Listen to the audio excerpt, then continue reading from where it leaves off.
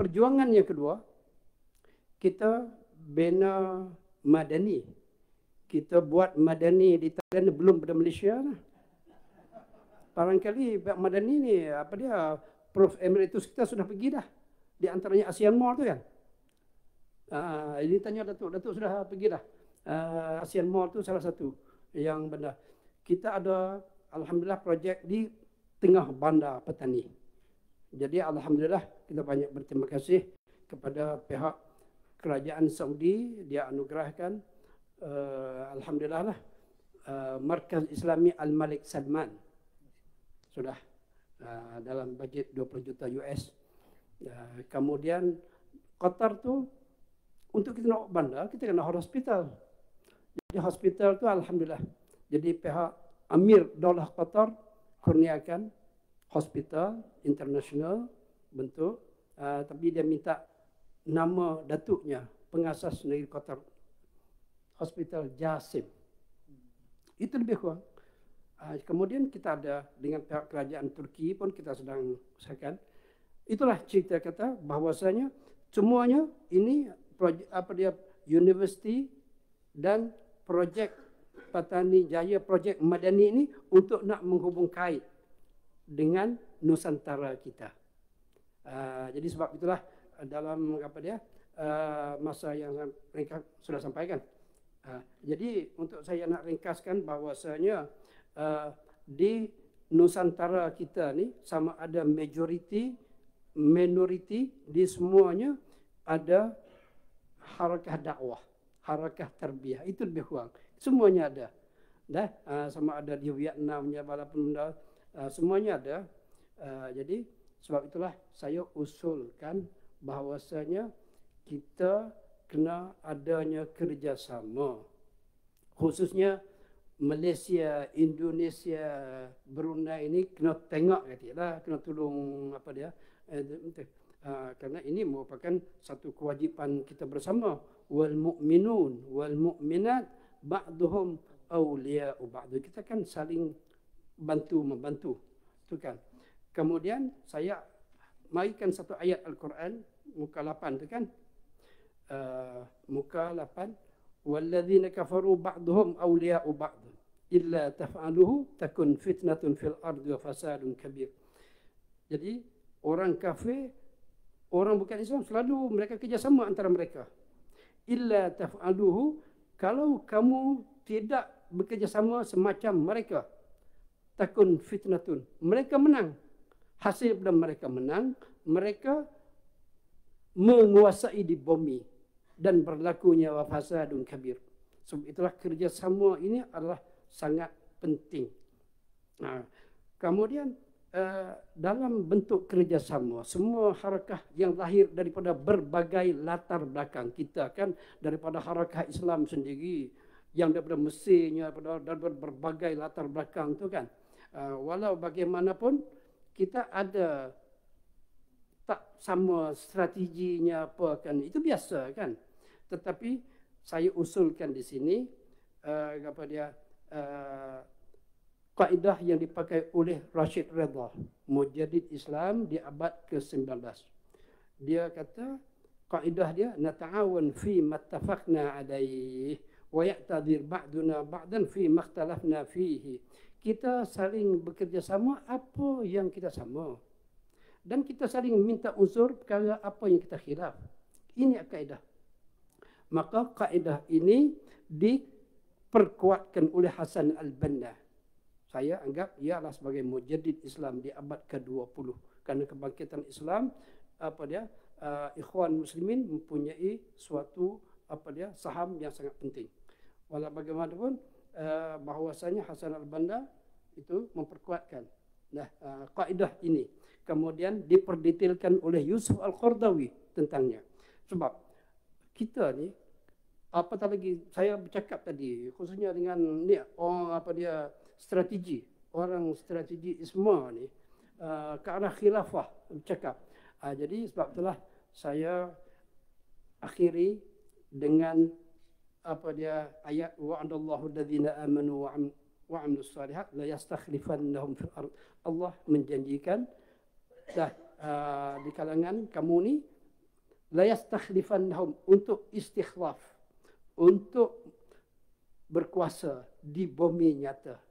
Ya, la yastakhlifannahum fil ard kama istakhlafa alladhina min qablihim wa liyumakkinanna lahum dinahum alladhi irtada lahum wa liyubaddilannahum min ba'di khawfihim amna. Kalau dulu orang di Patani nak pergi ke Patani takut bomnya, takut apa, kita usaha supaya adakan damai, supaya adakan kuasa, kemudian selepas itu kita boleh nak tukar suasana yang takut pada suasana aman. Ini perjuangan kita. Jadi perjuangan Patani hari ini, apatah lagi di Patani itu wakil rakyat yang di tengah bandar Patani adalah kawan kepada Profesor Emeritus Hashim Haji Wantih yang dapat PhD UM, Dr. Ahmad Idris Warawit Baru. Dia sebagai wakil rakyat di bandar Patani. Faham kan? Ini di antara perjuangan kita. Kita terpaksa kena itu politik juga kan. Sebab politik itu akan memberi kemudahan. Itulah lebih kurang, minta maaf agak lebih sikit. Hanya sekian. Wassalamualaikum warahmatullahi wabarakatuh. Terima kasih Yang Berbahagia Prof. Madya Dr. Ahmad Omar di atas pengenalan tentang perjuangan umat Islam di Patani yang pada ketika ini bergerak ke arah autonomi, raja autonomi insya-Allah, dan beliau mengusulkan supaya kerjasama dapat digagaskan di kalangan pertubuhan-pertubuhan di Asia Tenggara ini insya-Allah Ustaz. Baik, daripada Thailand kita turun ke Indonesia untuk mendengar sedikit pembentangan daripada Al-Fadhil Ustaz Dr. Muhammad Zaitun Rasmi yang tidak lagi asing dalam program-program kita ni. Silakan Ustaz. 15 minit sampai 5 minit insya-Allah. Berapa? 15 menit. Okey, terima kasih. Assalamualaikum warahmatullahi wabarakatuh. Waalaikumsalam. Alhamdulillahi wahdah wassalatu wassalamu ala man la nabiyya ba'da wa ala alihi wa sahbihi wa mawala wala haula wala quwata illa billah.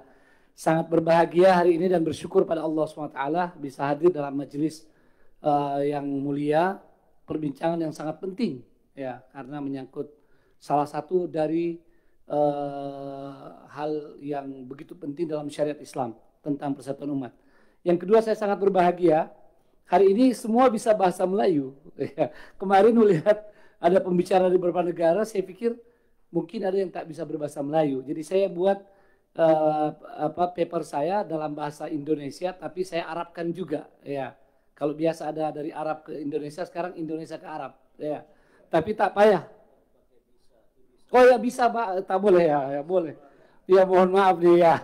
Ini bahasa Indonesia harusnya bilang di sini boleh. Saya waktu di Jepun, kebetulan 5 tahun saya pensyarah di sana. Saya sering mengisi gathering anak Malaysia. Suatu ketika saya lagi ceramah, ada anak-anak pria datang bisi, Ustadz, jangan pakai kata itu lagi. Ya, itu tak boleh. Oh ya, tapi saya tak usah sebut di sini, sebab sudah tahu lah ya. Atau kalau tidak mau penasaran, katanya kebutuhan. Ya, di Indonesia kebutuhan, di sini keperluan. Di Malaysia tak boleh pakai kata anak-anak Malaysia. Terima kasih, Prof. Jadi ini sangat membahagiakan dan ini akan saya sebut dalam salah satu poin di paper saya tentang amal, tentang harapan persatuan. Salah satunya karena bahasa Melayu yang bisa mempersatukan kita, karena satu etnis ya, bahkan satu bangsa biasanya satu cirinya adalah bisa berbahasa yang sama. Ini ada 13 slide, tapi saya cukup 3 slide saja ya. Next ya, karena ini semua sudah. Ini boleh nanti paper jadi kajian, silakan dibagi kepada seluruh peserta. Mohon maaf, seluruh pengurusi ISMA, seluruh penganjur, pembentang, pembahas, hadirin hadirat yang dimuliakan Allah SWT. Next slide, langsung terakhir saja, 3 slide terakhir. Ya, apa? Kita karena ini ada 5 panelis dalam tajuk yang sama. Di sini saja, mulai dari yang 3 terakhir. Mundur. Ya ini, sini saja. Saya bahas nanti tentang amal wa a'mal. Harapan dan langkah-langkah. Ya. Jadi dengan segala yang sudah disampaikan tadi, kita tetap punya harapan. Seperti yang dikatakan oleh moderator kita akan maju. Dan tadi juga oleh para pembentang yang lain. Maka saya sampaikan beberapa poin saja. Amalun fi tahqiqil wahda, harapan menuju persatuan. Satu, syariat Islam itu terjaga. Ini janji Allah dalam surah Al-Hijr ayat 9. Inna nahnu nazzalna dzikra wa inna lahu lahafizun. Apa hubungannya? Kalau syariat Islam terjaga, artinya persatuan umat juga masih bisa terus kita wujudkan. Ya, sebab sumbernya dari syariat Islam. Saya tidak bisa berpanjang lebar. Yang kedua, akidah Islam itu adalah tali persatuan yang sangat kuat. Ya, wa may yakfur bit-taghut wa yu'min billah faqad istamsaka bil urwatil wuthqa. Yang selanjutnya, bahwa ada jaminan di umat ini setiap 100 tahun akan ada mujaddid, ya, pembaharu. Dalam hadis yang sahih, innallaha yab'atsu li hadhil ummah ala ra'si kulli mi'ati sanah man yujaddidu laha dinaha. Hadis ini diriwayatkan oleh Abu Daud dan selainnya, disahihkan oleh Al-Hakim dan juga oleh Syekh Al-Albani, disebut dalam silsilah as-sahihah.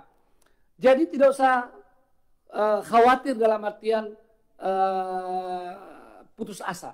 Ya, kalau khawatir karena kita hati-hati, ya khawatir karena kita oke, ya, tapi jangan putus asa bahwa akan selalu ada persatuan karena akan selalu ada pelopor pada persatuan. Dan dalam sejarah sudah sangat banyak, ya, dalam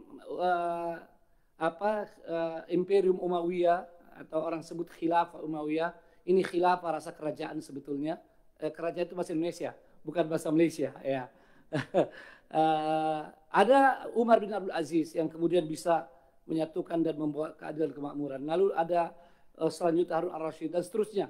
Lalu ada Salahuddin al-Ayyubi kembali datang mempersatukan umat, merebut Al-Aqsa dan seterusnya. Dan insya Allah di zaman kita juga mungkin ada khilaf. Siapa di abad 20 itu tidak ada masalah. Mungkin tidak satu orang, tapi boleh beberapa orang. Kalau di Indonesia ada di MUI diperkenalkan tidak lagi al-imamah al-fardiyah, tapi al-imamah al-konstitusionaliyah. Artinya imamah bersama. Ya. Maka di abad ini insya Allah akan ada pelopor, apakah itu person-person atau menjadi satu komunitas, ya, satu jamaah atau satu ummah, ya, ta'ifah. Itu insya Allah akan ada. Masih ada harapan umat bersatu seperti kita sekarang ini. Ya, terima kasih pada ISMA, ya, kembali membangkitkan semangat persatuan itu, ya. Dan saya yakin itu ada di mana-mana, ya. Di Indonesia ada, di Thailand ada, di Kambodia, walau kondisi kita masih lemah dan juga masih bercerai-berai. Nah, ini saya tutup dengan poin, hilangnya persatuan adalah musibah. Tetapi hilangnya harapan untuk bersatu adalah musibah yang lebih besar. Daya'ul wahda musibatun wa daya'ul amal lil wahda a'zamu. Artinya a'zamu musibah, ya. Maka selama kita masih punya harapan seperti ini, yakinlah, ya, akan ada jalan dan insya Allah umat akan mewujudkan itu. Nah, sekarang khutuwat amaliyah li tahqiqil wahda. Bagaimana mewujudkan persatuan itu? Ini beberapa amal, sedikit saja mungkin saya akan angkat. Nanti ada beberapa catatan. Satu, takwinu tasawwur Islam as-sahih. Dimulai dari sini, ya. Sebetulnya ini judul besarnya kan Islamic Worldview, ya. Tapi paling tidak dalam masalah persatuan sangat penting dibangun di umat kita. Bagaimana tasawwur itu, wawasan itu. Nah, ini di awal paper saya sudah sebutkan itu ada banyak poin tentang pentingnya persatuan. Saya tak usah balik ke sana, nanti silahkan dilihat. Yang kedua, membangun fikrah persatuan. Kalau setiap kita menanamkan fikrah persatuan ini kepada generasi, ya, kemudian di organisasi kita, di lingkungan kita, maka insya Allah, ya, persatuan akan lebih mudah diwujudkan. Yang masalah hari ini sedikit sekali di antara kita yang membicarakan itu, ya. Apalagi lebih banyak karena adanya fanatisme organisasi misalnya, kita selalu hanya berbicara tentang bagaimana memajukan organisasi kita, ya, bagaimana kehebatan organisasi kita. Tidak membangun bagaimana ada saudara kita yang lebih yang punya jasa dan seterusnya. Ini mohon maaf sekedar contoh, saya sekarang ini sebagai pemimpin Wahda Islamiyah, NGO, kami adik bungsu lah dari Muhammadiyah. Ya, saya pun pernah sekolah di SMA Muhammadiyah. Alhamdulillah belum 30 tahun kami sudah mempunyai 230 cawangan di seluruh Indonesia. Itu di tingkat kabupaten kota. Kabupaten kota seperti Sepang, ya, apalagi ya di bawah negeri, ya, ya Kajang, kira-kira seperti itu. Itu sudah 230. Kami punya alhamdulillah university, punya 400 sekolah.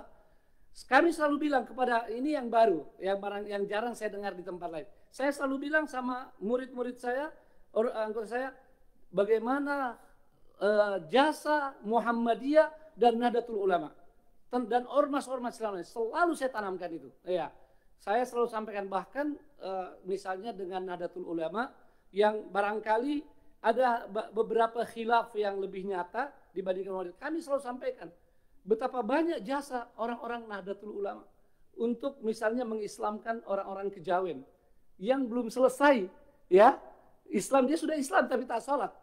Ini mungkin kami tidak bisa sampai ke sana, tapi teman-teman Nahdlatul Ulama subhanallah sampai ke sana.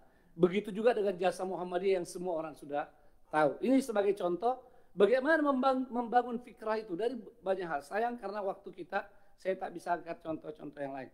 Taqwiyatul iman, ya, wa ta'ziz manhaj ahli sunnah wal jamaah.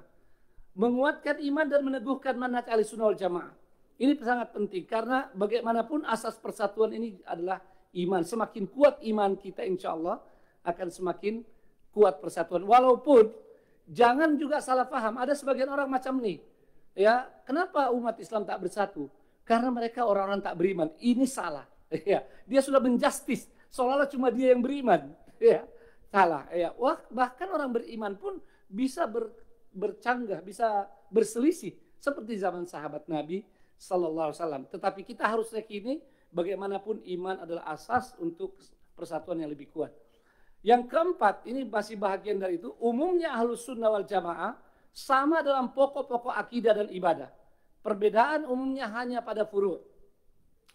Ini memang harus kita bangun di seluruh anggota kita, bahwa perbedaan yang ada di antara Ahlus Sunnah sebetulnya lebih banyak pada furu'. Ini mohon maaf masuk sedikit kepada apa Ahlus Sunnah itu. Ini semua bisa mengklaim Ahlus Sunnah. Ya, sekarang ini di pihak A bilang kami Ahlus Sunnah, yang sana bukan Ahlus Sunnah, yang sini juga bilang seperti itu. Nah, ini saya kira akan memakan waktu, tapi paling tidak sebagai sebuah jalan untuk pendekatan, untuk menuju persatuan, maka kita ambil dulu suatu pendekatan disebutkan oleh Azhar. Al-Azhar sudah mengatakan Ahlus Sunnah itu 3 puak besar. Dan ini memang pada kenyataannya, realitinya itu paling banyak di umat Islam. Ya, paling banyak di dunia dari umat Islam. Mereka adalah Asy'ariyah, ya, Maturidiyah dan Ahlul Athar, ya, atau orang sebut sekarang dengan Salafi, ya. Dan kadang-kadang disebut juga Wahabi, ya. Kira-kira 3 puak ini. Ya, Syafi'i banyak di Afrika dan di Asia, lalu kemudian Asy'ariyah tadi, kemudian Maturidiyah banyak di Turki, India dan juga daerah-daerah Balkan, ya. Lalu kemudian Athariyah ini kebanyakan di Khalij, ya, di Khalij, Ahlul Athar, dan ada di beberapa tempat, ya, sekarang ini di mana-mana di dunia ini. Kalau ini bisa diupayakan untuk persatuannya, maka akan lebih mudah persatuan pada umat Islam. Yang kelima, kesadaran bahwa tugas islahul ummah, ini islahul ummah bukan mendamaikan tapi membangun umat, sangat berat dan banyak, perlu kerjasama. Kesadaran ini sangat penting untuk ditanamkan bahwa kita ini tidak mungkin berjalan sendiri. Al-mu'minu qawiyun bi ikhwanihi wa dha'ifun bi nafsihi. Ini mesti kita bangun. Kalau tidak bisa kerjasama, maka paling tidak menghargai. Ya, menghargai. Nah, ini mesti kita bangun. Yang keenam, melakukan pertemuan-pertemuan dan komunikasi yang intensif di antara pemimpin umat. Nah, mudah-mudahan seperti hari ini, ya, sebagai contoh, dan ini perlu terus dihidupkan. Selalu ada komunikasi antara para pemimpin umat dan terutama para ulamanya. Yang ketujuh, membentuk forum persatuan umat ya dengan badan pekerja dari berbagai organisasi Islam serantau. Ini kalau sudah masuk ke Asia Tenggara atau Nusantara. Nah, ini juga perlu disepakati nanti. Kita mau pakai nama apa ini? Serantau, Melayu, apalagi Nusantara.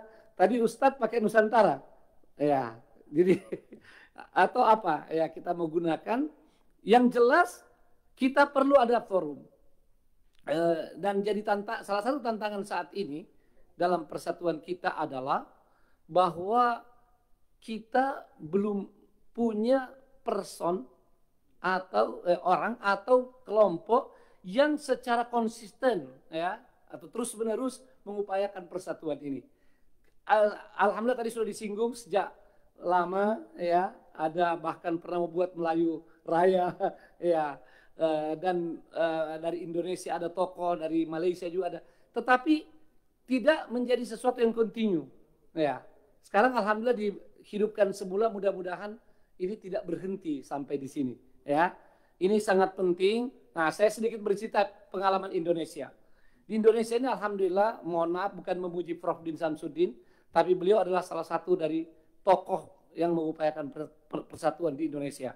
Apalagi ketika masih hidup Allahyarham Kiai Hashim Muzadi, Ketua Umum Nahdlatul Ulama. Ini suatu rintisan yang luar biasa. Hanya memang mungkin ada sedikit persoalan karena periodisasi di Muhammadiyah maupun di NU, beliau-beliau berdua tidak bisa untuk terus memimpin.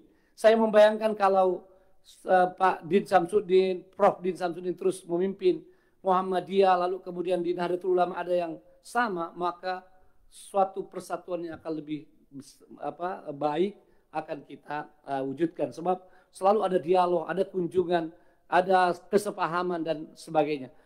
Kalau ini bisa diwujudkan ya ke depan, ya misalnya Prof. Din dengan ada tokoh dari Thailand, dari Malaysia dan yang lain bisa kembali menghidupkan ini, maka luar biasa. Dan tentu kalau bisa di backup oleh kekuatan politik di negara-negara tersebut akan lebih baik. Karena itu memang perlu komunikasi dan kita harus realistis. Nah, ini mohon maaf saya masuk sedikit atau yang ke-8 dulu. Ini sudah masuk pada tadi itu membuat peta jalan persatuan umat. Ini poin yang sangat penting. Tadi saya setuju untuk jangan menghidupkan dulu istilah Melayu Raya, bahkan masuk kepada politik. Ini akan selalu menjadi cabaran yang berat. Dan setuju dengan Ustadz Fauzi bahwa kita perlu ada review, kita perlu ada pandangan baru ya di sini tentang bagaimana persatuan Melayu. Mulai daripada apa sih tujuan kita? Kira-kira untuk persatuan Melayu apa tujuannya? Kalau saya boleh, mohon maaf tidak masuk di slide, ada 3 kurang lebih. Yang tertinggi adalah membawa Melayu memimpin peradaban dunia ini. Ya, ini insya Allah. Sebab saya sudah bertemu dengan banyak profesor. Ya, saya ketemu baik itu dia orang Melayu, ya orang Arab, ada Arab dari Timur Tengah, dari Afrika. Semua mengatakan kami mengharapkan peradaban ke depan ini manusia dipimpin oleh Melayu. Ya, sudah pernah Arab, Persia, Cina dan sekarang Eropa ya atau Barat. Yang ditunggu ini Melayu. Insya Allah ini bisa. Ya. Makanya kalau poin ini bisa ditanamkan kepada setiap generasi Melayu, ya, maka bisa membawa semangat mereka untuk menjadi untuk bersatu. Ya, itu yang pertama. Yang kedua, bagi kita kaum muslimin diharapkan persatuan ini untuk membawa kemuliaan Islam dan kaum muslimin di tanah Melayu. Ya. Ini dan karena itulah kita juga harus luas pandangan dan besar jiwa. Jangan buru-buru. Ya, misalnya kita menggunakan apalagi dari jargon politik. Misalnya ini mohon maaf Pak Tani. Setuju sekali Pak Tani, jangan sampai minta merdeka dalam pandangan pribadi saya. Walaupun kelihatannya wah indah itu, ya, jadi merdeka. Tapi dalam pandangan dakwah Islam itu merugikan. Saya termasuk yang mengupayakan dan sangat setuju Aceh tidak lepas dari Indonesia. Walaupun teman-teman di Aceh waktu itu sangat ingin merdeka. Saya sampaikan teman-teman Wahda di sana, bantu untuk jangan Aceh lepas. Sebab kalau lepas, bagaimana dakwah bisa terus saling menguatkan, ya? Kita perlu paspor pergi sana. Jadi nanti kalau orang Patani mau dakwah ke Bangkok, mesti pakai paspor. Itu kan jadi masalah. Jadi jangan sempitkan pandangan kita, itu kira-kira. Dan kami rugi sebetulnya dengan Timor Leste itu lepas dari Indonesia. Walaupun secara ekonomi Indonesia tidak untung dengan adanya Timor Leste. Tapi kita sangat rugi dalam pandangan dakwah. Ya, sebab sekarang dakwah menjadi tidak banyak berkembang di sana. Ya, tidak seperti sebelumnya. Jadi ini kita harus realistis di dalam masalah ini, tidak dengan pendekatan politik. Maka tujuan ketiga kalau bisa, yang paling dekat yang kita wujudkan adalah mewujudkan kesejahteraan, ya, atau kerjasama ekonomi dan pendidikan. Seperti tadi yang disampaikan. Kalau ini bisa dibangun, dipelopori oleh tokoh-tokoh kita, terjadi persatuan dan perpaduan Melayu, ya, membangun ekonomi, kesejahteraan dan pendidikan, kita yakin suatu saat harapan itu bisa terwujud. Ya, memang perlu waktu. Tapi insya Allah Melayu akan bangkit menjadi kekuatan dan kembali memimpin dunia. Takbir. Saya kira itu saja. Terakhir, bagaimana persatuan ini dalam lingkaran? Saya buat, ya, 5 lingkaran. Kalau langkah-langkah ini kita tempuh, insya Allah kita bisa. Satu, paling dalam lingkaran internal setiap organisasi. Kadang-kadang dalam satu organisasi kita juga tidak bersatu. Ini yang masalah. Ya, itu kan. Jadi ini mesti dilakukan di sana. Yang kedua, lingkaran antar organisasi yang sehaluan. Saya alhamdulillah sangat senang ketika mendengar teman-teman di Malaysia buat GASMA. Ya, buat GASMA ini teman-teman Ahlus Sunnah se-Malaysia. Walaupun maknanya di sini ini kita jujur saja, Ahlus Sunnah yang masuk dalam kategori Al-Athari. Ya, yang Al-Athari tadi itu, ya. Dan kita sangat senang kalau juga Ahlus Sunnah dari misalnya Asy'ariyah atau Maturidiyah juga sama. Kenapa? Karena lebih memudahkan untuk dialog. Ya, daripada 100 organisasi yang tadi Al-Athari akan berbicara dengan 100 di sana. Kalau ya sudah ada yang sehaluan akan lebih mudah. Dan ini yang kita harapkan dapat kita wujudkan. Nah, yang berikutnya lingkaran dalam manhaj Ahlussunnah wal Jamaah. Inilah tadi yang saya katakan, ya, dalam 3 puak besar. Yang keempat, lingkaran umat ijabah serantau. Di sini walaupun saya sendiri sering pesimis Syiah bisa diajak bersatu, ya, termasuk juga tentu yang lain. Namun tetap mereka adalah umat ijabah. Dalam istilah ulama ada 2, umat ijabah dan umat dakwah. Ya, umat ijabah ini semua Muslim. Ya, paling tidak dialog dengan orang Syiah adalah hanya pada poin jangan mensyiahkan Sunni. Ya, kira-kira itu, ya. Jangan mensyiahkan Sunni kalau mau bersatu itu, ya. Jangan dengan berbagai tipu daya mau masuk. Sementara kita sendiri tidak bernafsu untuk mensunnikan Syiah, ya. Karena bagi kita mereka sudah dengan doktrin luar biasa, mereka akan sangat sulit, tetapi hidayah tetap bisa datang dari Allah SWT kalau mereka bisa mendengarkan kebaikan tanpa propaganda yang berlebihan dari kita. Yang terakhir, lingkaran umat dakwah serantau. Ini sebagai penutup. Saya berkali-kali bilang sama kawan-kawan di Wahda, ada satu program Nabi SAW yang luar biasa, yang menjadikan dakwah ini terjadi akselerasi setelah Hudaybiyah. Apa itu? Yang namanya menenteramkan hati tetangga. Tetangga apa di sini tetangga? Jiran. Ya, enggak jiran. Jadi kita harus menenteramkan hati mereka bahwa kita bukan menguasai mereka. Ya, sebab sekarang sudah dibangun Islamophobia dan juga ada Melayu fobia tadi, ada Jawi fobia. Ya, maka kita punya tanggung jawab. Dan Nabi SAW memberikan contoh di Hudaybiyah. Nabi SAW di Hudaybiyah memberikan contoh untuk menenteramkan hati mereka. Dan ketika hati mereka tentram, dakwah berkembang. 1.400 yang menemani Nabi SAW di Hudaybiyah berlipat ganda menjadi 10.000 sebelum Fatu Makkah dalam 3 tahun. Jadi kalau ini kita lakukan, insya Allah Asia Tenggara ini, kalau tidak mereka masuk Islam semua, tapi mereka menjadi sahabat-sahabat yang bersama-sama membangun peradaban dunia. Sekian, wassalamualaikum warahmatullahi wabarakatuh. InsyaAllah. Terima kasih Zaitun. Slide ada 3 saja tapi poinnya ada 30 disampaikan tadi. Terima kasih banyak-banyak di atas nota-nota penting yang disampaikan. Antara yang paling penting ialah kita masih ada harapan untuk mengorak ke arah kesatuan, insya-Allah. Baik tuan-tuan, masa sangat mencemburi kita. Kita ada lagi 2 panelis. Yang kedua terakhir ada Dr. Ma'ad daripada Kemboja. Tanpa melengahkan masa, kita persilakan pembentang beliau. Silakan 15 minit Dr. insya-Allah. 15 campur 5. Okay, Assalamualaikum warahmatullahi wabarakatuh. A'udzubillahi minasyaitonirrajim. Bismillahirrahmanirrahim. Alhamdulillahirabbil alamin wassalatu wassalamu ala Rasulillah wa ala alihi washabihi ajmain. Terima kasih tuan moderator, terima kasih dan tahniah kepada Isma kerana berjaya menganjurkan wacana pada hari ini. Dan insya-Allah saya akan cuba mengambil bahagian dalam perbincangan pada hari ini. Saya akan fokuskan kepada 3 aspek, iaitu yang pertama aspek latar belakang Kemboja secara ringkas.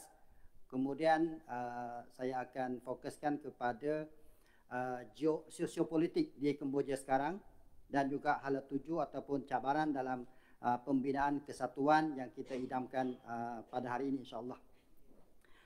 Persoalan yang saya suka tujukan adalah, adakah kesatuan yang kita nak bina ini merupakan satu rekaan, pilihan ataupun tuntutan dan kewajipan? Saya rasa semua pernah mengingat kata-kata Ibn Khaldun dalam muqaddimah, yang mana Al-Faslur Rabi' wal Ishrun. Saya ingat lagi dulu Al-Faslur Rabi' wal Ishrun, Ibn Khaldun pernah sebut, dia kata annal ummata idza ghulibat wa asbahat fi mulki ghairiha asra'a ilaiha al-fana. Dia kata sesuatu bangsa, sesuatu umat ni apabila dijajah dan ditakluk oleh pihak lain, dia akan automatik datang kemusnahan, akan makan dan dia akan hilang. Saya sebagai seorang dalam dikata warga Cham ataupun orang Cham, boleh bayangkan tadi saya bincang dengan Dr. Bashirun, berapa orang Cham sekarang dekat dunia ni? Berapa orang Cham sekarang dekat dunia ni? Bayangkan sebuah tamadun yang ribuan tahun. Kalau kita kira, saya total secara ringkas saya kata di Kemboja saya kata 1 juta. Vietnam berapa? Dr. Bashirun kata dalam 200,000. Total 3 juta, 4 juta. Kemana yang lain? Kemana yang lain? Jadi itu mewajibkan kita untuk memikirkan sesuatu, iaitu kesatuan dan pembinaan peradaban. Semula itu ada satu kewajipan, bukan pilihan ataupun dibuat-buat oleh kita sahaja. Yang pertama, semua peradaban, sama ada di zaman silam ataupun zaman kita sekarang, dia memerlukan kepada kesatuan, ataupun kita dalam hadis sebut as-sawadul a'zam, yang mana ramai iaitu menang. Itu konsep asal lah, walaupun ada perbahasan secara detail, tapi yang mana ramai itu menang, itu as-sawadul a'zam. Jadi apabila kita sebagai satu rumpun ataupun satu bangsa lah kita panggil, sekarang ni seolah-olah macam Prof sebut tadi, pengkaji lama pun lupa dah. Campa dimasuk dalam kategori Melayu, ya. Kemudian orang-orang Campa yang berhijrah ke Kemboja juga kadang-kadang dilupakan. Ini memberi kita satu gambaran bahawa itulah kerana kita tidak ada kesatuan dan tidak ada perbincangan seperti apa yang kita sedang buat pada hari ini.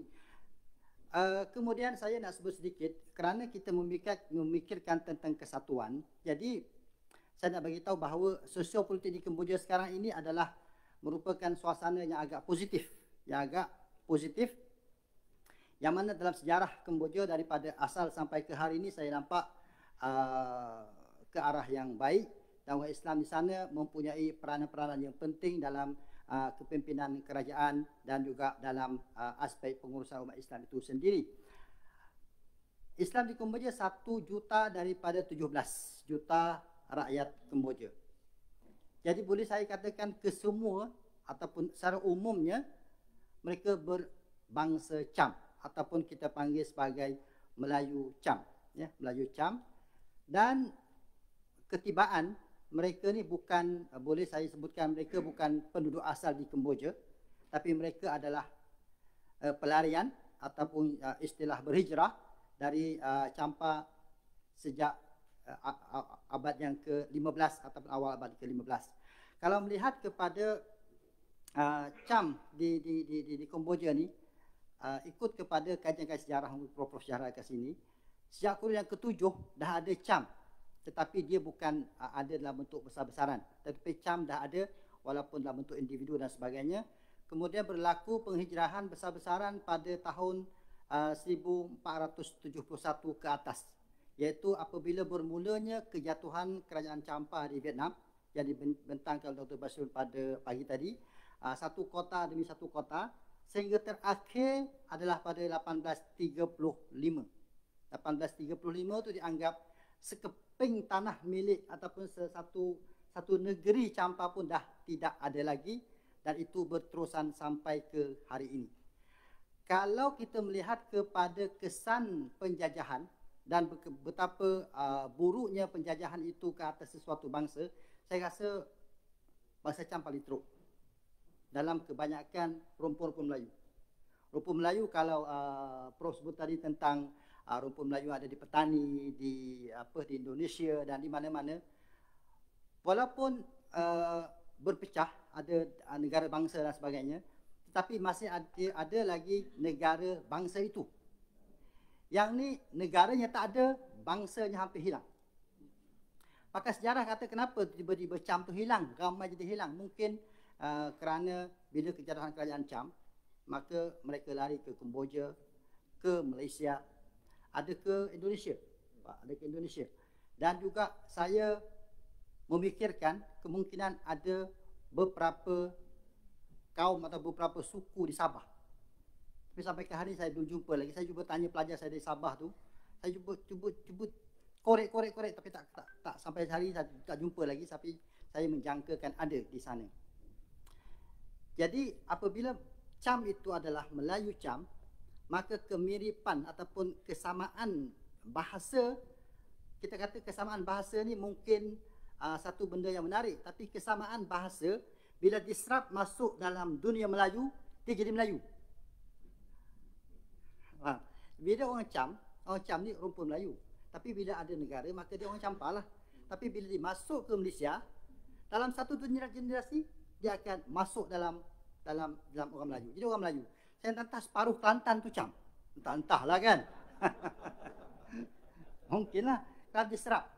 Sebab saya selalu tanya, saya kata, okey, cuba bagi saya mana pelarian Cham yang datang dari Champa duduk ke Malaysia sekarang. Mana? Saya jumpa. Semalam saya jumpa dengan seorang pelarian awal di permulaan Pol Pot. Dia datang tahun 1975. Mungkin sekali dengan Prof Madzin mungkin. 1975, iaitu dianggap pelarian pertama ketika permulaan Pol Pot.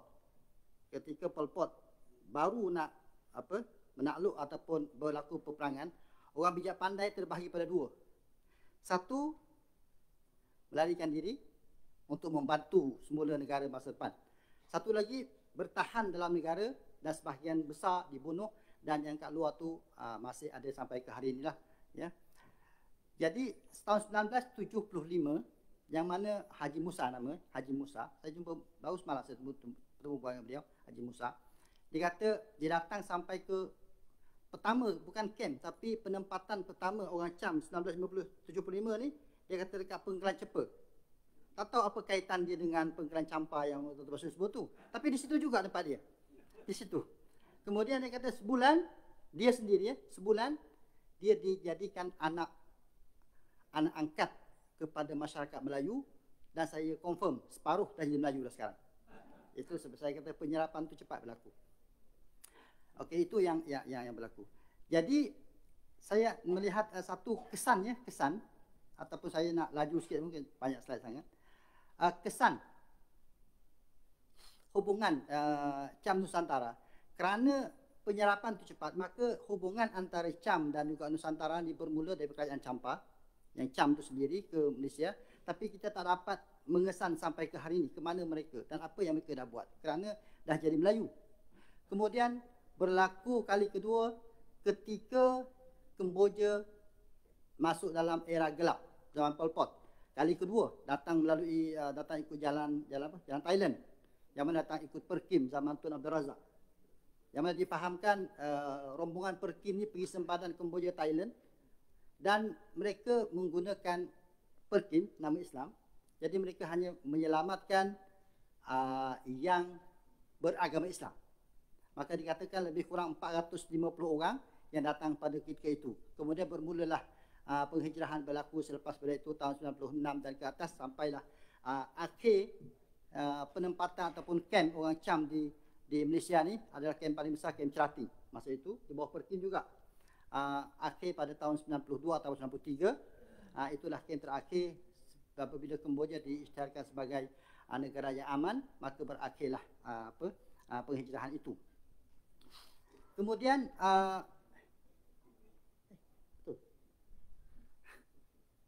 okey, saya ingat saya laju dah. Okey. Rupanya masa lagi laju.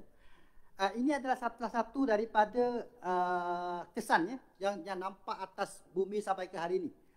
Tahun 1975, yang mana bila berlaku penghijrahan Cham dari Kemboja ke Malaysia, tahun 1987 mereka membina sebuah sekolah yang sangat cantik di Kelantan sehingga ke hari ini. Sekolah itu 1987. Ini satu-satunya lah ikut yang saya tahu, satu-satunya sekolah orang Cham di luar negara orang Cham, di luar Kemboja dan luar Vietnam. Dia ada kat Kelantan sekarang. Yang kalau tuan-tuan nak berziarah boleh kat Gunung Bacok. Sekolah ini. Daripada sekolah ini walaupun kita nampak dia agak kecil tetapi peranan sangat besar. Melahirkan tokoh lebih kurang saya kira itu 200 orang lebih. Tokoh yang lahir daripada sekolah ini dan sekarang ada berjawatan sebagai mufti wilayah di Kemboja. Majoriti guru-guru di Kemboja dan antara graduan daripada situ Dr. Basirun di Vietnam jadi vokal situ.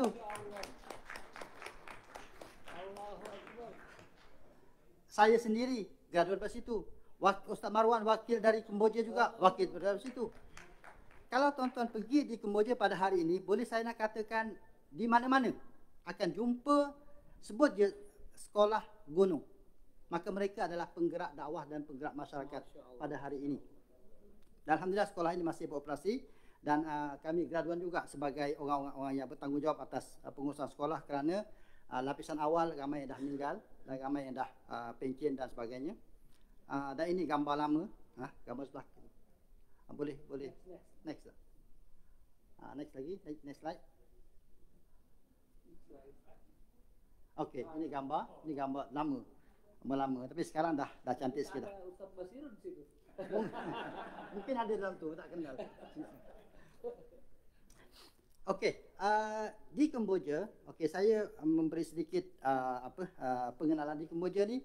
Kami usaha untuk kesatuan ini usahanya lama. Usahanya adalah sejak kami berada di sekolah lagi, boleh katakan begitu. Lepas tu biar Ustaz Fauzi kata buat kesatuan Nusantara, saya seronok. Jadi saya sebut nama-nama Prof Madzin, patut mesti ada kat sini. Saya kata mesti jemput. Alhamdulillah jemput betul. Jadi ini adalah peluang yang sangat bagus. Di Kemboja kami dah tubuhkan satu yayasan yang kami namakan Yayasan Ar-Rahmah. Yayasan Ar-Rahmah ini kami mula dengan graduan. Jadi apabila graduan universiti, ada yang kelulusan master, PhD dan sebagainya, mereka sekarang bertebaran di seluruh agensi sama ada kerajaan dan swasta. Jadi mereka bekerja di sekolah-sekolah di bawah pejabat mufti Kerajaan Kemboja. Mereka bekerja, ada yang timbalan gubernur. Daripada sekolah tadi, ada timbalan gubernur. Kalau mufti ataupun mufti negeri ataupun kita panggil qadhi wilayah, maka ramai di kalangan ahli ramah dan juga kalangan graduan daripada sekolah tadi. Okey. Next. Ini ada kompleks ya. Ini kompleks yang kami sedang buat. Sekarang baru siap 20% dan telah pun berjalan. Dan insyaAllah Di mana? di Kemboja. Tapi baru 20% siap. Nanti bila siap 100%, kita bawa wacana kat sini Ustaz Fauzi. Amin. Ya, kita bawa sini insyaAllah. Okey, next. Okey, yang ni yang sedia ada sekarang. Okey, next gambar ni. Okey, ini yang dah siap sekarang, dah beroperasi. Okey, next. Lagi. Okey, peluang kesatuan umat Islam Kemboja. Peluang kesatuan sebenarnya saya rasa tanah Kemboja ni subur. orangnya pun subuh. Maksud subuh kat sini adalah mudah untuk dibawa untuk bersama dan mudah untuk dibawa untuk berbincang. Selagi mana perkara itu memberi faedah kepada CAM di Kemboja ataupun memberi faedah kepada umat Islam di Nusantara. Jadi saya ada beberapa asas ya, beberapa asas yang saya letak untuk menuju kesatuan ini. Yang pertama, kita mesti membina satu prinsip sepunya. Prinsip sepunya ni maksudnya kita mesti ada benda yang semua nak. Kalau Malaysia ni mungkin ada yang nak A, nak B, nak C, tapi kita ada benda yang semua Nusantara tu nak. Nak apa? Kita mesti memikirkan benda itu bersama, kemudian bertoleransi dalam perbezaan. Macam Dr.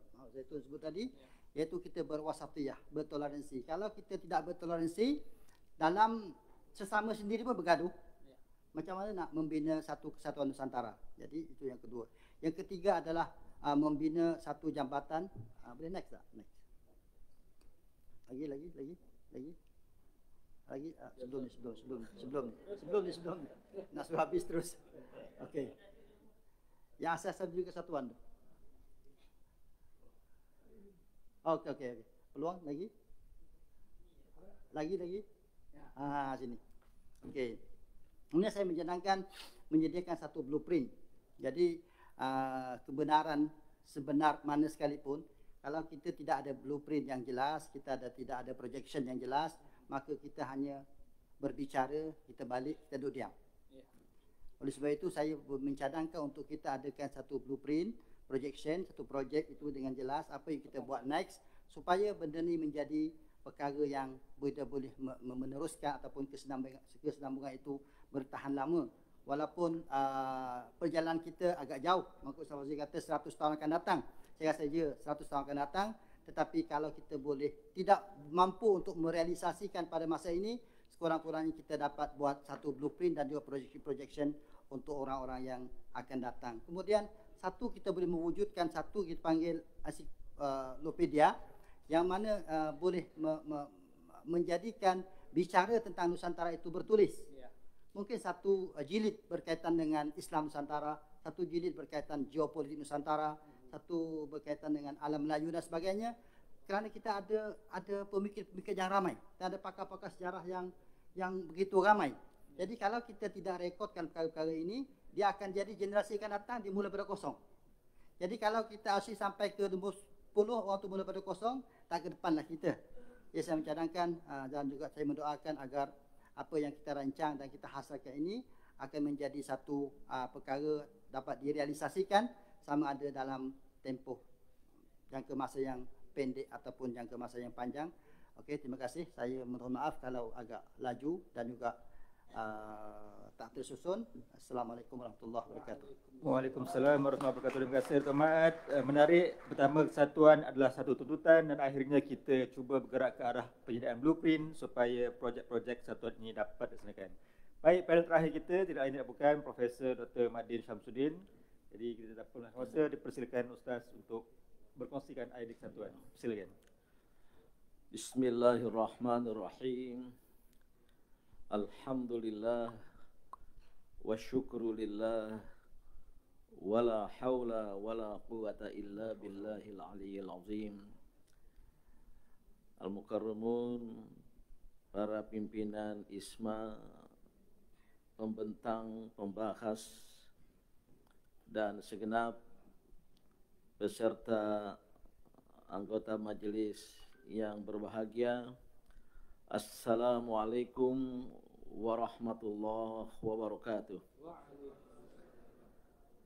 Sebagai pembentang terakhir, tugas saya menjadi sedikit mudah karena cukup mengambil kesimpulan. Itu pun boleh diteruskan pada moderator. Ya. Saya bersyukur dan berbahagia dapat ikut serta atas jemputan ISMA, dan saya memohon maaf tidak menyiapkan pikiran secara tertulis. Selain karena waktu terlalu singkat, short notice, juga yang diminta membuat makalah. Yang saya pahami dari kata qala yaqulu, maqalah. maka bukan kitabah. Tema majelis kita ini sangat baik, penting, walaupun klasik dan klise.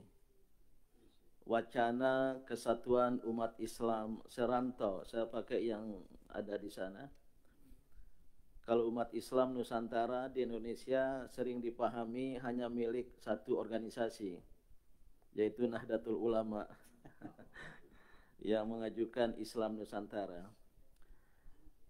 Sebenarnya jalan menuju kesatuan umat Islam serantau ya, sudah sangat jelas, dan dari para pembicara terdahulu ya sudah banyak bahkan diungkapkan dari ayat-ayat Al-Quran dan Al-Hadis. Namun umat Islam di mana saja terkait dengan jalan menuju kesatuan ini ada beberapa kelompok. Kelompok pertama tidak tahu jalan karena tidak membaca dari sumber-sumber Islam. Yang kedua, salah jalan, menempuh jalan yang salah. Yang ketiga, hanya mereka ya jalan-jalan. Apa dan bagaimana jalan menuju kesatuan umat Islam itu? Jelas jalan pertama adalah jalan wahyu yang sudah banyak diungkapkan tadi dan saya tidak perlu mengulangi. Nah yang kedua, dan ini yang penting ya, karena jalan wahyu itu kalau tidak disertai dengan yang kedua juga tidak bersifat fungsional, yaitu jalan strategik. Indonesia strategis ya. Mana bagus K atau S? Jalan strategis itu tiada lain adalah adanya pikiran-pikiran yang rasional yang didasarkan kepada apa kekuatan yang kita miliki, kelemahan yang kita miliki, yang kita miliki, dan apa tantangan atau cabaran, bahkan ancaman gitu, dalam analisa SWOT itu. Nah, pada hemat saya, ya, sebagai pikiran strategis, pertama dan utama kita perlu mengarus utamakan mafhumul ummah dari Ustadz Fauzi tadi dan juga pembicara yang lain. Dan di dalamnya ada kesadaran tentang persaudaraan keislaman, al-ukhuwah al-islamiyah, al-ukhuwah al-imaniyah. Bahwa kemudian diturunkan menjadi persaudaraan lebih sempit lagi ya, al-ukhuwah al-melayuwiyah, al-Indonesia, atau apa saja ya, saya kira boleh-boleh saja. Tapi tetap dalam kerangka al-ukhuwah al-imaniyah, al-islamiyah. Bahkan sekarang sudah dikembangkan juga al-ukhuwah al-insaniyah yang ditandatangani oleh Grand Sheikh Al-Azhar dan Paus Franciscus di Abu Dhabi 4 Februari 2019. Nah, saudara-saudara semua ya, saya ingin lompat karena waktu yang terbatas ya. Saya tadi mendengar tidak hanya tuntutan tapi juga kewajiban, bahkan tanggung jawab kesejarahan. Lupa tahunnya, saya mengajak 6 tokoh organisasi Islam Indonesia bertemu dengan Perdana Menteri Malaysia Pak Lah di Putrajaya, karena di Indonesia ada kontroversi ambalat tadi ya.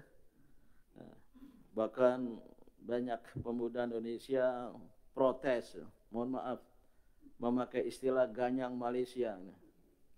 Ya, saya tidak setuju. Walaupun ada lucu-lucu juga, ganyang Malaysia, selamatkan Siti Nurhaliza. Saya datang ke Pak La bersama diterima oleh beliau di Putrajaya. Saya menyampaikan, Pak La, tolong selesaikan masalah Ambalat dengan semangat ukhuwah Islamiyah. Mohon Pak La menelepon Presiden Susilo Bambang Yudhoyono. Beliau menjawab, tak lupa, tak ada hasrat setakat pun untuk bergaduh. Besok akan telepon Presiden SBY. Setelah itu setengah menit, mission accomplished. Dan betul-betul beliau telepon. Karena waktu ada wartawan di bilik sebelah banyak, saya sebagai ketua delegasi akhirnya berdiskusi tentang Islam Hadari menjadi 2 jam. Para wartawan, ini kok lama sekali. Ada apa nih? Ini serius soal Ambalat nih. Padahal sudah selesai tadi itu. Nah, Bapak Ibu dan saudara-saudara, waktu itu Pak Lah memberi sebuah pikiran bagus sekali dan saya sangat terpengaruh. Ya, saya sambil berdiri mau keluar ruang Perdana Menteri. Muslim Arab sudah menunaikan tugas kesejarahan mengembangkan agama ini. Muslim Persia, Muslim Afrika Utara, Muslim India bahkan pada era Mughal. Inilah masanya bagi Muslim Asia Tenggara. Beliau tak pakai Muslim Melayu. Dan saya terpengaruh Profesor Fazlur Rahman yang terkenal dari University Chicago itu, bahwa kebangkitan dunia Islam akan bermula dari Indonesia dan Malaysia. Mohon maaf saya sebut Indonesia dulu.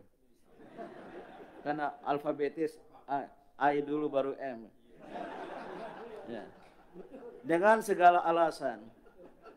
Oleh karena itu harus kita siapkan kebangkitan dunia Islam, kita songsong.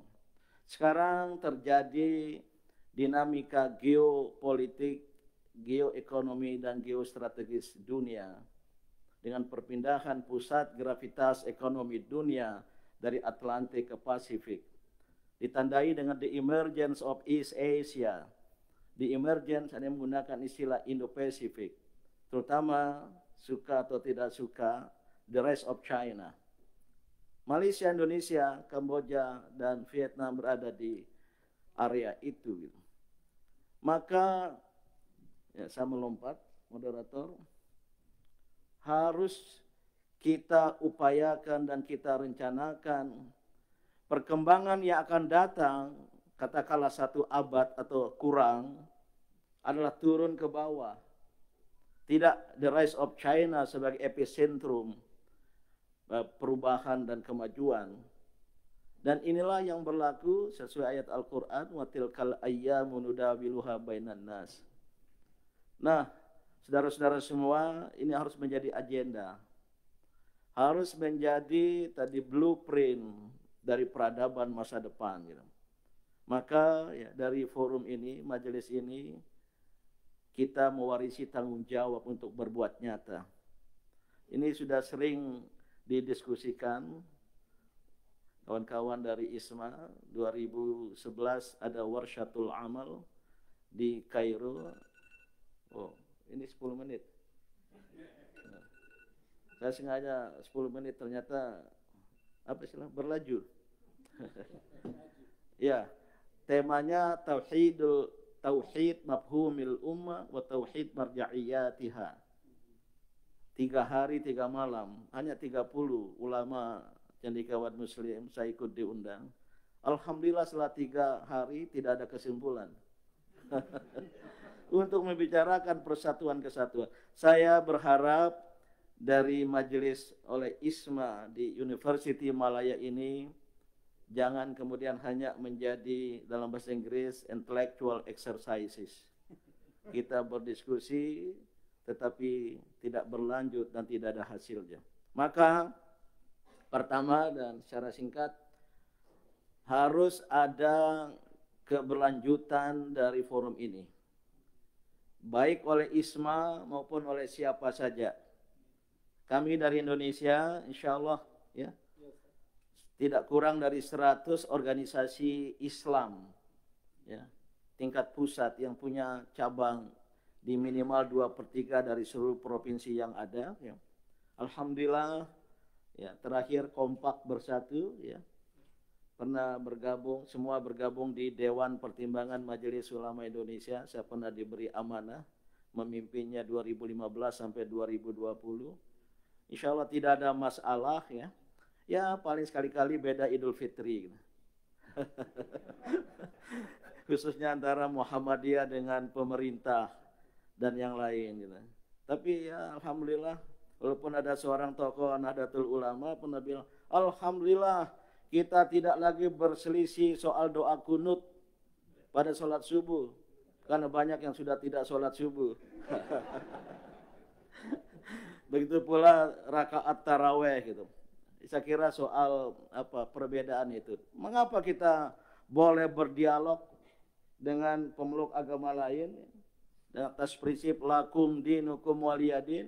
Mengapa sesama muslim, bahkan Ustaz Zaitun bila perlu juga ada Syiah dan siapa lagi itu, Khawarij, kita berdialog lakum ra'yukum wali ra'yi. Kalau sudah tidak boleh bersepakat ya. Bal nahnu ikhwan. Itu yang paling penting. Nah, yang kedua, saya kira jalan strategis itu selain dialog. Yang pertama itu dialog. We have to believe in the power of dialogue. Bukan hanya the power of love ya. Itu Celine Dion itu. The power of dialogue. Maka dialog, tapi dialog yang minal qalbi al-hiwar, minal qalbi ilal qalbi. Jangan hanya minal akli ilal akli. Dan apalagi dengan hawa nafsu. Itu yang terjadi. Dan jangan mudah mengkafirkan orang lain. Ya bermusyawarah, duduk bersama. Kalau sudah tidak sepakat karena perbedaan penafsiran terhadap Al-Quran, berbeda hadis yang banyak menjadi penyebab perbedaan itu. Ya lakum ra'yukum wali ra'yi bal nahnu ikhwan.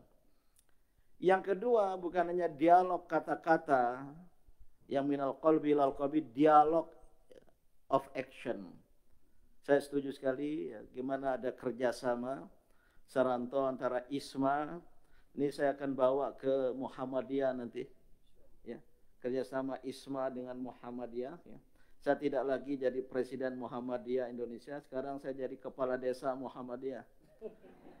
Ketua ranting paling bawah. Ya. Dengan Thailand, saya baru tahu ya. Saya diberi gelar doktor honoris causa di Universitas Fatoni. Karena Muhammadiyah memberi beasiswa kepada pemuda Thailand. Karena sekarang sudah tidak ada beasiswa lagi, mungkin nggak ada doktor honoris causa lagi. Sudah lebih 600 dari provinsi bagian selatan. Di pesantren saya di Sumbawa, tempat kelahiran saya, jauh dari Jakarta, pesantren modern internasional di Amalil, ada 30 penuntut dari Thailand, dari Kamboja pernah ada, dari Vietnam pernah ada, dikirim oleh beliau itu gitu. Ya. Cuma dari Malaysia belum pernah ada. Mungkin orang Malaysia nggak mau belajar ke Indonesia. Nah, terakhir, dengan kerjasama yang nyata dalam bidang pendidikan, dalam bidang ekonomi, itu yang paling penting sekarang ini. Sehingga kita umat Islam, serantau, bahkan sedunia, memiliki kekuatan untuk bangkit. Kalau kita tidak punya kuasa ekonomi, tidak punya kuasa pendidikan, dan apalagi tidak punya kuasa politik, dalam pikiran saya tidak mudah bagi umat Islam, serantau, apalagi yang saya tadi mimpikan, bahwa umat Islam di kawasan ini menjadi pemegang supremasi peradaban dunia pada abad yang akan datang. Dan itu tidak mustahil. Maka oleh karena itu, ya, mari kita tingkatkan, kembangkan kuasa-kuasa, termasuk kuasa politik. Dan saya sepakat, ya, kita bekerja sama dengan negara, dengan kerajaan, dengan pemerintah, selama pemerintahnya baik dan benar. Ya. Saya di dalam negeri Indonesia pendukung pemerintah, tapi kalau pemerintah tidak baik dan benar, saya berada di depan untuk mengkritiknya gitu. Dan itulah yang perlu kita lakukan sebagai bagian dari amar ma'ruf nahi munkar. Syukron jazilan. Wassalamualaikum warahmatullahi wabarakatuh. Alhamdulillah, jazakumullah khairan kasran pada Prof. Dr. Muhammadin di atas input-input masukan tentang idea-idea kesatuan umat Islam serantau ini. InsyaAllah semakin positif, kita semakin dapat melihat peluang-peluang ke hadapan. Selagi mana kita positif, insyaAllah ruang-ruang tersebut akan kita berjaya capai. Baik, masa sangat terhad, jadi kita hanya boleh membuka kepada 2 ataupun 3 sahaja persoalan ataupun pencerahan, yang mana setiap satunya tidak boleh lebih daripada 3 minit. Jadi majlis membukalah sekiranya ada. Pagi belum ada puan-puan. Perempuan, tidak ada perempuan. Mungkin ini peluangnya kepada perempuan untuk bertanya, kata Prof. Silakan, 3 minit silakan. Ustaz Ismail Omar. Okey. Assalamualaikum warahmatullahi wabarakatuh. Saya Ismail Omar daripada Gasma. Syabas kepada Isma di atas anjuran ini. Dan mungkin saya nak highlightkan sikit susulan daripada Profesor Din, Ustaz Fauzi, Dr. Zaitun dan lain-lain lagi. Satu hadis yang selalu menarik perhatian saya, iaitu tidak lain dalam lafaznya dalam Bukhari Muslim, iaitu Al-A'immah min Quraisy. Bukan saya nak refer ni semua pada Quraisy, tapi saya nak kiaskan kepada Nusantara. Kerana kita, kadang-kadang saya tengok orang Melayu kita ni selalu apologetic. Kan? Kalau pergi kat Masjid Haram, saya 11 tahun kat Mekah, kan? Selalu tunduk bawah semua. Kadang-kadang orang Arab, orang Afrika di langkah kita. Kan? Jadi sebenarnya sudah sampai satu masa kesedaran kepada kita. Sebagai orang Melayu seumumnya, kita majoriti di Kepulauan Melayu ni. Tak nafikan sejarah-sejarah sekarang ni sudah terbongkar dan terbukti bahawa sebenarnya kita lah di Kepulauan Melayu yang kontrol kita. Nama pun Melek Archipelago Ago. Apatah lagi Lil Asim, minta maaf, saudara kita bercampur. Saya sekampung pun sedar, saya bukan ahli sejarah. Sebenarnya kita semua banyak ada satu pendapat katakan kita ni asalnya daripada DNA Campar. Tapi apa yang jadi bercampar? Maka dengan sebab itu, sebab saya katakan, kita kiaskan kembali kepada Al-A'immah min Quraisy. Dan juga surah Quraisy, Li'ilafi Quraisy. Hebatnya Quraisy memerintah yang tidak ada apa, memerintah umat Islam. Ya, di situ inilah alhamdulillah jazakumullah khair, satu peluang kita kena betul-betul seperti kata Prof Din Syamsuddin ni, jangan jadi satu retorik je. Kita kena usaha betul-betul. Memang kita ada cabaran. Tak payahlah masuk Syekh Amin, tak payahlah masuk soal politik. Di Malaysia cabaran yang hebat, di Indonesia lagi. Dan alhamdulillah saya dah pusingkan semua pulau-pulau besar kat Indonesia, saya dah pergi. Ya. Dan kalau kita compare kan, bedakan antara orang Arab dengan orang Melayu, ya, saya 11 tahun di Mekah, saya lihat memanglah. Tapi saya lihat perasaan saya, penyatuan umat Melayu ni lebih senang, lebih mudah daripada Arab. Arab memang kaki berkelahinya. Kalau tak berkelahi tak sah. Dan satu saya selalu beri pesan, di mana Syekh Abdul Rahman Sudais pernah bagi satu kuliah di Ampang, saya dengar dia kata, dia sendiri nasihat. Syekh Rahman Sudais kata, jangan bawa masalah Arab ke negeri kamu. Kadang-kadang kita ni berbeza, kita ambil ilmu daripada Jordan, Saudi, Mesir, apa semua, Syria semua, kita bawa masalah tu, kita carry sini. Kita kena ada satu kesedaran dan lebih profesional. Ya, dan insya-Allah penyatuan umat Melayu kekuatannya akan berlaku insya-Allah. Dan akhirnya sebab 3 minit je minta sikit saya. Baik. Saya nak majukan kepada Profesor Din tadi kata bahawa saya sudah ke semua pulau-pulau besar, melainkan Sumbawa je minta maaf, tak sempat. Dan sebenarnya masa depan kita di Nusantara ni, Melayu adalah di Indonesia.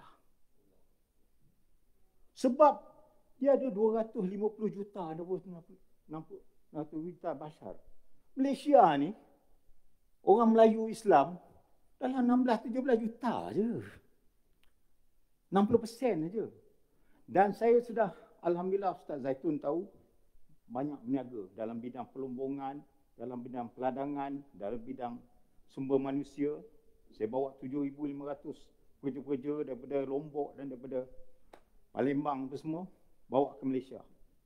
Sebenarnya, ya, sumber seperti mana Syekh Amin kata tadi, sumber untuk perniagaan, untuk bisnes, Indonesia ni satu negara yang cukup kaya. Ada batu bara, batu arang dia, ada ladang dia, ada biji timah. Saya berniaga biji timah di Pulau Belitung. Ya, sumber macam mana asli. Jadi saya harap Prof Din, insya-Allah. Baik. Walaupun kami tahu, kami ni ego sikitlah orang Melayu, orang Malaysia ni, kan.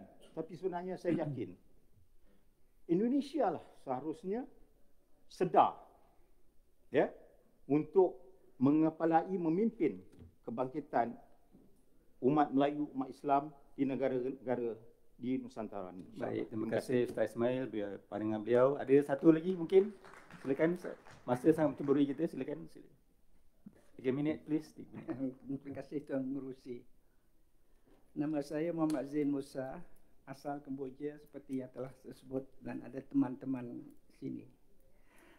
Saya bersyukur kerana dapat peluang hadir majlis yang mulia ini, yang nampaknya wawasannya jauh, besar, dan diberi nama Wacana Kesatuan Umat Islam Serantau. Saya daripada asalnya jurusan saya fizika, tapi saya tukar kepada bidang sejarah kerana saya tak kenal diri langsung.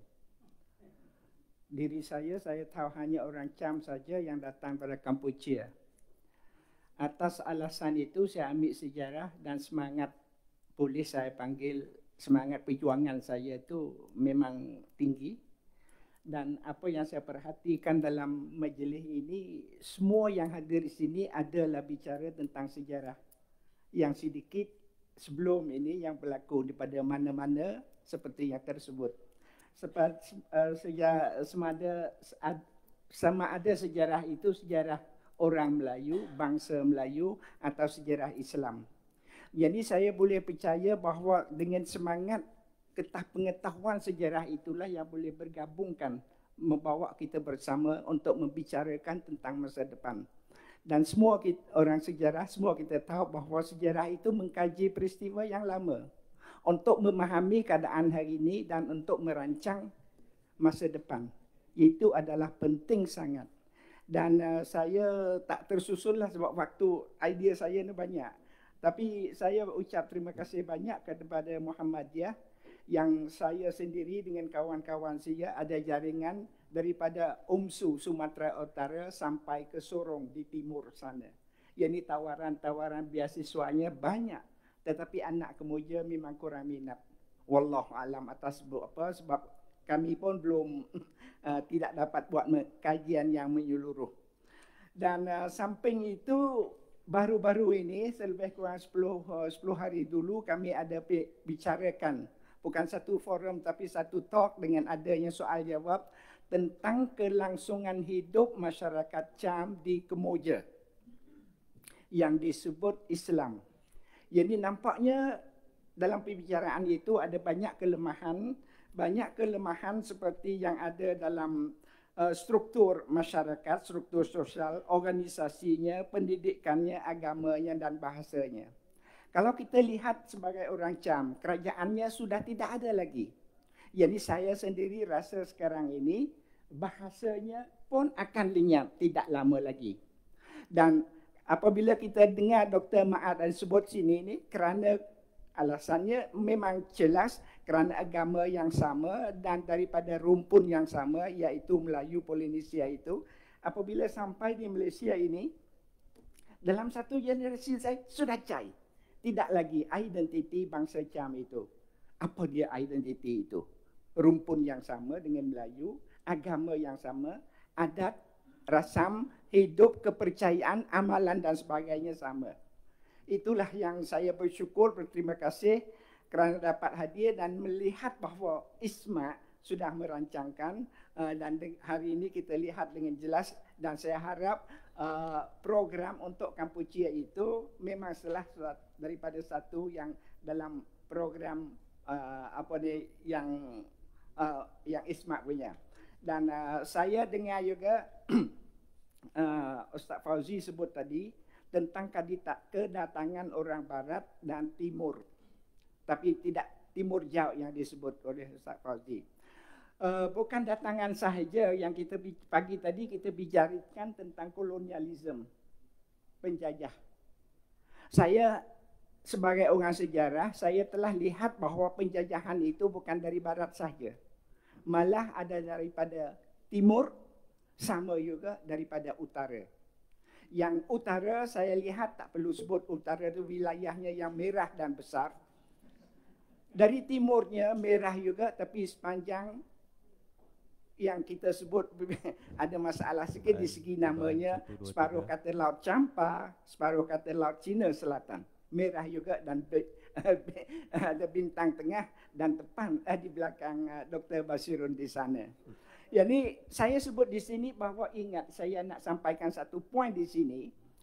Identiti negara bangsa Vietnam itu hanya wujud pada tahun 939. Katakanlah abad yang ke-10. Dr. Maat ada sebut tadi kehilangan Champa keseluruhannya pada tahun 1835.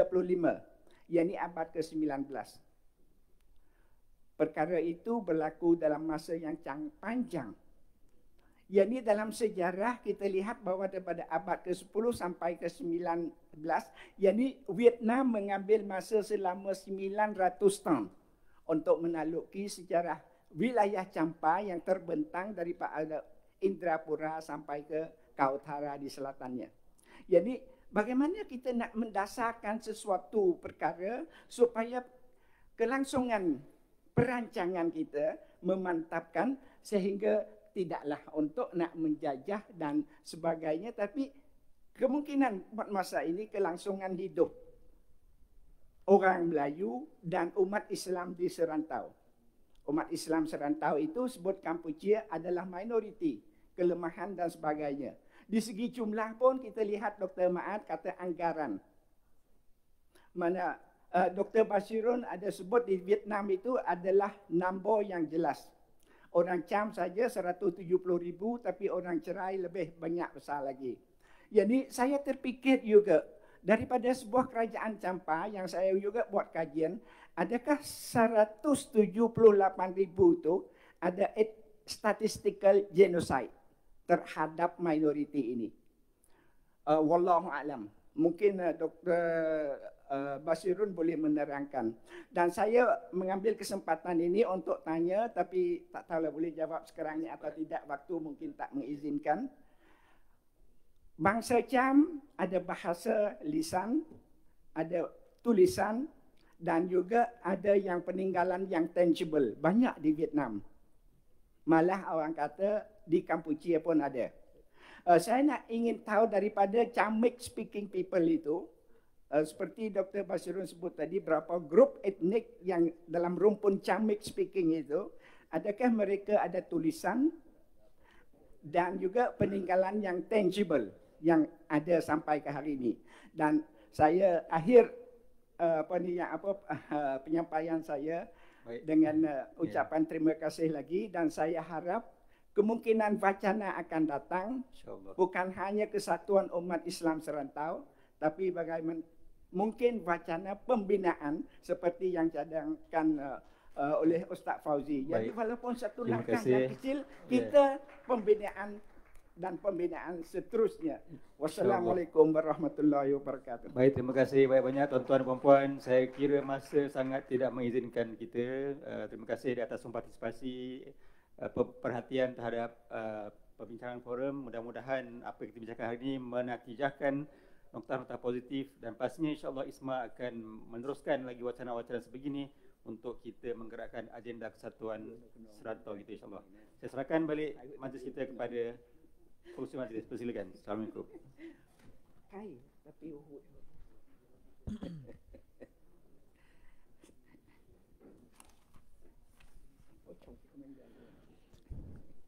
Majlis merakamkan ucapan ribuan terima kasih kepada Tuan Moderator yang telah pun mengendalikan sesi forum sebentar tadi. Sebagai tanda penghargaan dan kenang kasih dari pihak penganjur kepada kesemua ahli panel forum, majlis dengan segala hormatnya mempersilakan yang berbahagia Encik Muhammad Nur Azib Asmungi untuk menjemput dan mengiringi Al-Fadhil Ustaz Haji Fauzi bin Asmuni untuk menyampaikan cenderamata kepada ahli panel.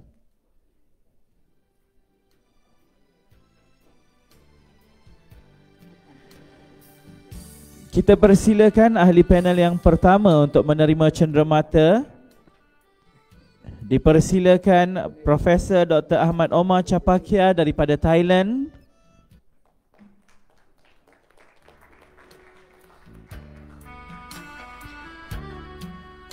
Seterusnya kita persilakan Dr. Ma'at Ahmad daripada Kemboja.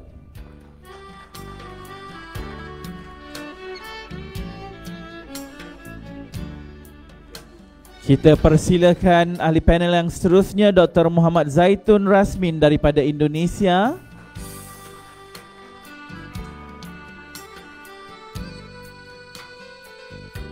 Dan untuk seterusnya kita persilakan Profesor Dr. M. Din Syamsuddin daripada Indonesia.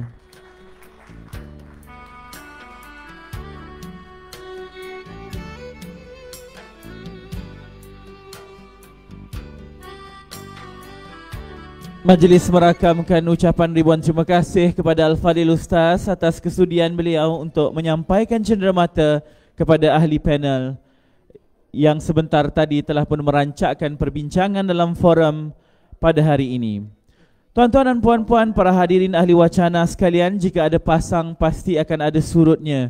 Jika ada pangkal pasti akan ada hujungnya. Jika bermula di hulu, suatu hari pasti akan bertemu kualanya. Begitulah juga tadbir yang tertulis dalam atur cara Wacana Kesatuan Umat Islam Serantau 2023. Tirai majlis akan dilabuhkan, yang bermula akan berakhir. Namun segala pandangan, maklum balas dan persoalan yang dilontarkan oleh ahli wacana sekalian tidak akan bertemu titik noktah terakhir. Usaha untuk mencari jalan kesatuan akan mengambil kira pandangan, cadangan dan maklum balas dari seluruh ahli wacana sekalian, dan tenaga pastinya akan terus digambling dalam usaha kita untuk kembali memperkukuh kesatuan umat Islam di serantau ini. Dr. Muhammad Zaitun Rasmin sebentar tadi mengatakan bahawa hilangnya kesatuan adalah musibah, tetapi hilangnya harapan untuk bersatu itu adalah musibah yang lebih besar.